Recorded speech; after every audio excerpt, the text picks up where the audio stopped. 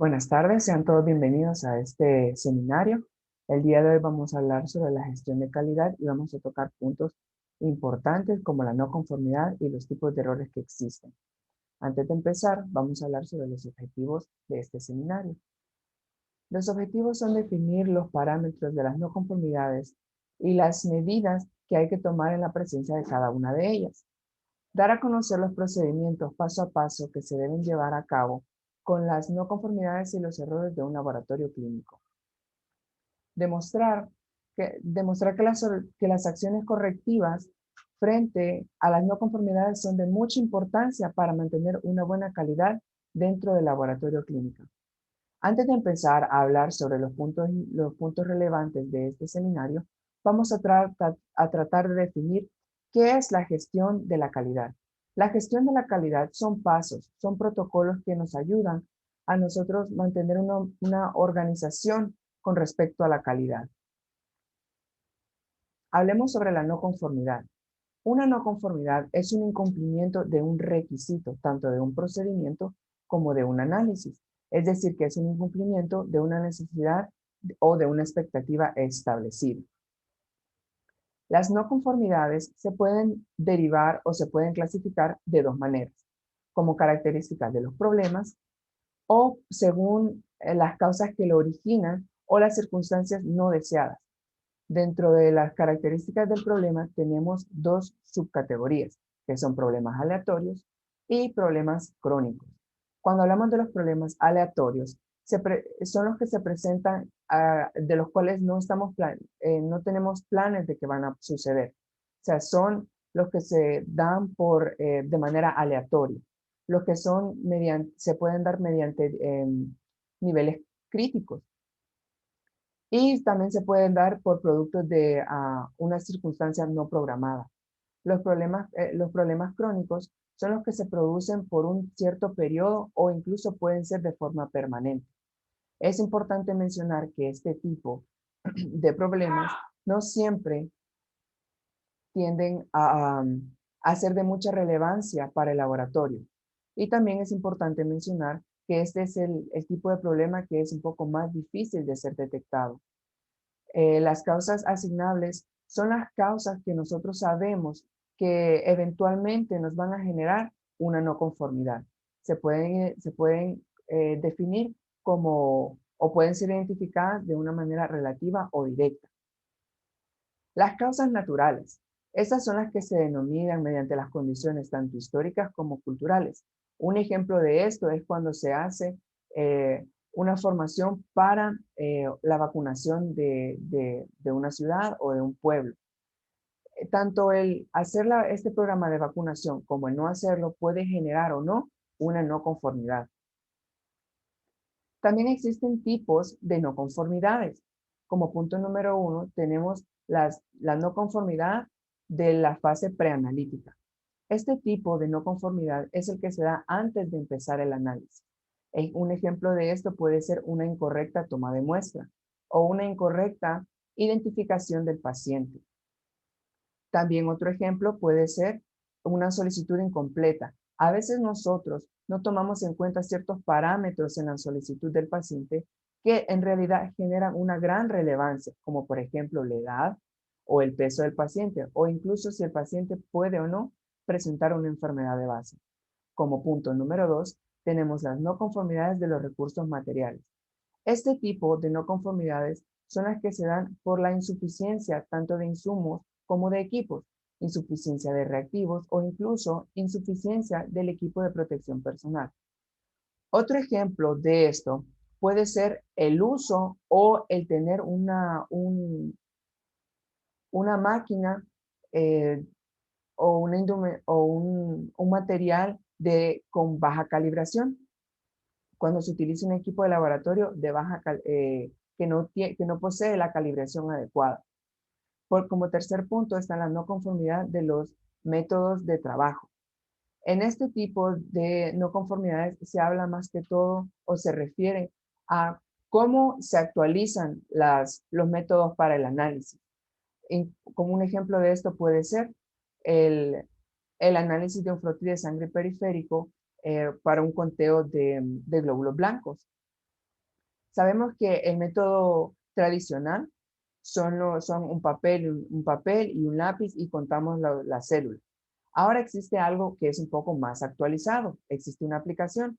Esta aplicación le permite al usuario compartir los resultados y tanto con el paciente como con sus superiores.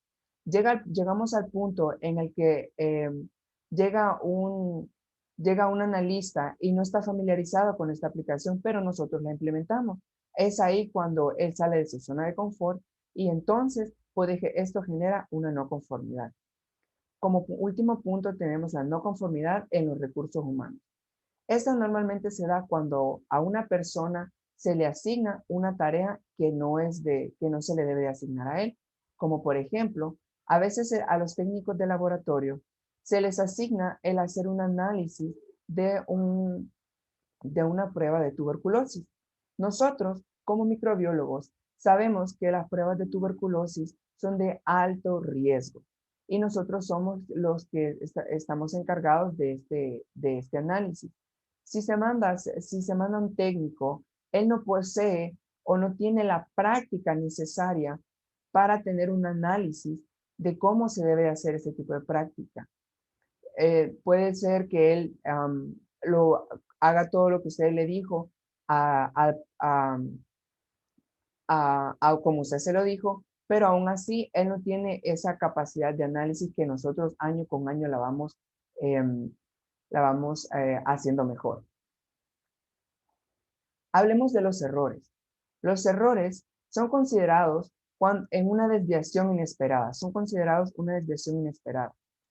Esto puede ser tanto de procedimientos y estos pueden atribuir tanto a problema humano, sea del analista o del sistema. Es importante mencionar que tenemos dos tipos de errores, tanto puede ser error sistémico como error personal. Los errores se pueden clasificar de tres maneras. Errores técnicos, que normalmente se basa en cuando la persona carece de la capacidad técnica, cuando la persona es nueva y no tiene el conocimiento necesario para para manejar los equipos de laboratorio, para no saber cómo se utiliza un espectrofotómetro, cómo se calibra un espectrofotómetro o incluso cómo equiparar una centrífuga. Por otro lado, tenemos los errores inadvertidos.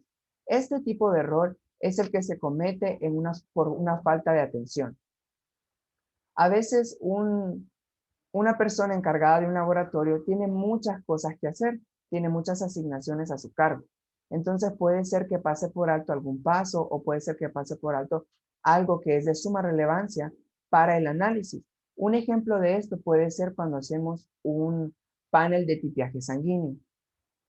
Sabemos que cuando hacemos un panel de tipiaje sanguíneo y no tenemos la experiencia suficiente, tenemos que estar muy concentrados en lo que estamos haciendo. Pero a veces estamos concentrados en muchas cosas que no llegamos al punto de saltarnos un tipo de sangre. Esto puede perjudicar tanto al paciente como al laboratorio, pero no lo hacemos de manera inconsciente. Los errores conscientes. Este es cuando el analista está consciente de que está cometiendo un error. Este tipo de error no significa que el analista lo haga para perjudicar al paciente o para perjudicar al laboratorio. Simplemente lo hace por conformidad, por comodidad propia. Un ejemplo de esto es cuando es cuando el analista tiende a saltarse algunos pasos y sabe que se los está saltando o incluso no espera el tiempo adecuado para cierto tipo de análisis porque tiene que salir, porque quiere salir temprano o porque ya es tarde o por una u otra razón. Esto genera una no conformidad un error de este tipo. Existen etapas del sistema de gestión de las no conformidades. Como primer punto, tenemos la detección y el reconocimiento. Se debe detectar y reconocer la no conformidad. ¿Cuál es la no conformidad? Luego se tiene que hacer una documentación y un informe. Se tiene que hacer un escrito paso a paso de qué tipo de conformidad estamos hablando, cómo se clasifica esta no conformidad o de qué tipo de conformidad es. Luego se hace una investigación y un análisis de una causa o qué es lo que lo está causando. O sea, tenemos que ver la raíz de esta no conformidad. ¿Dónde, cuándo y cómo se está produciendo esta no conformidad? Por ejemplo, puede ser que esta no conformidad solo se esté dando en una jornada de trabajo. Eso también se debe detectar. Luego se toman acciones correctivas y acciones preventivas. Las acciones correctivas se toman dependiendo de la no conformidad a la que nos estamos refiriendo o a la que nos estamos enfrentando. Una acción preventiva se toma de acuerdo a no conformidades futuras. A no conformidades futuras o incluso se puede tomar una acción preventiva por, por no conformidades que se pueden generar mediante la acción correctiva a la que tomamos anteriormente. Luego de esto, se debe evaluar la eficacia. Tenemos que evaluar si la decisión que hemos tomado, si la acción correctiva y la acción preventiva que hemos tomado está siendo eficaz, si está funcionando o si debemos tomar otro parámetro. Las acciones correctivas en los laboratorios es la toma de acciones que se dan para eliminar las causas de una no conformidad. El procedimiento para las acciones correctivas son revisar las no conformidades, saber qué tipo de no conformidad nos estamos enfrentando, la clasificación o el tipo, como ya he dicho anteriormente, y determinar las causas, o sea, la raíz. ¿Cuándo, dónde y por qué se está dando esta no conformidad? De acuerdo a esto, vamos a saber qué tipo de acción correctiva vamos a tomar. Se tiene que evaluar la necesidad de la acción correctiva. Esto se refiere a que se tiene que evaluar qué tan necesaria es la decisión que debemos tomar, qué tan pronto se debe tomar o qué tan delicada es. Se debe implementar e interpretar. Luego se debe hacer un registro de los resultados. Tenemos que llevar un registro paso a paso de cómo esta acción correctiva que hemos tomado está lidiando con esta no conformidad. Luego se tiene que ver una eficacia, si esta acción correctiva está funcionando o no está funcionando o si debemos tomar otro camino. Los procedimientos de acciones preventivas. Estas se toman por no conformidades potenciales, o sea, con no conformidades que pueden pasar en el futuro. Se deben revisar los datos y la información del laboratorio para determinar dónde existen las no conformidades potenciales. A esto era por lo que estaba hablando anteriormente. A veces suele pasar que tomamos una acción correctiva para una no conformidad y de acuerdo a esta acción correctiva puede ser que se genere otra no conformidad. Ahí es cuando nosotros tomamos una acción preventiva. Se debe determinar las causas de las no conformidades potenciales. Se deben evaluar la necesidad de la acción preventiva para prevenir la ocurrencia de no conformidades. Se debe determinar y implementar las acciones preventivas. Se debe registrar los recursos de acciones preventivas y luego se debe revisar la eficacia de la acción. Si esta acción preventiva que hemos tomado está funcionando. Existen ciertos tipos de errores. Estos errores se pueden mencionar o se pueden nombrar como errores relativos. Estos errores, vamos a hablar sobre estos errores y vamos a mencionar ciertos tipos de ejemplos. Están los errores relativos a la documentación, como por ejemplo, la falta de instrucción o procedimientos escritos, los procedimientos no están actualizados y los requisitos y los registros están incompletos. Una acción correctiva que se puede tomar para este tipo de error es una audiencia principalmente. Con una audiencia, todo nuestro personal de trabajo va a terminar hablando un mismo idioma. Todos vamos a saber el qué está correcto y el qué no está correcto. Luego se debe hacer un monitoreo de la documentación. Y por último, se debe asignar a un encargado específico para la documentación y el registro que se almacena. Se debe encargar a una persona específica para este tipo de error. Por otro lado, tenemos Los errores relativos a los equipos, como por ejemplo la falta de manuales de los equipos, falta de verificación y calibración y los registros. También la falta de protocolos de validación de la instalación de los equipos. Una acción correctiva que se puede tomar puede ser contratar o capacitar a una persona específicamente para la calibración y la actualización de los manuales y de los esquemas.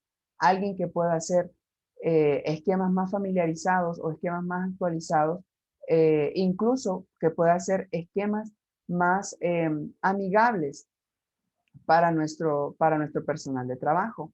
También se puede utilizar, se puede hacer un control y un monitoreo de todo lo que entra, de toda la información que entra y sale de nuestro laboratorio.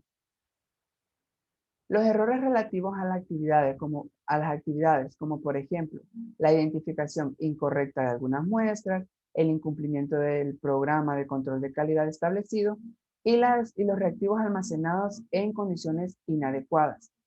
Una acción correctiva para esto puede ser el programar capacitaciones de manera obligatoria.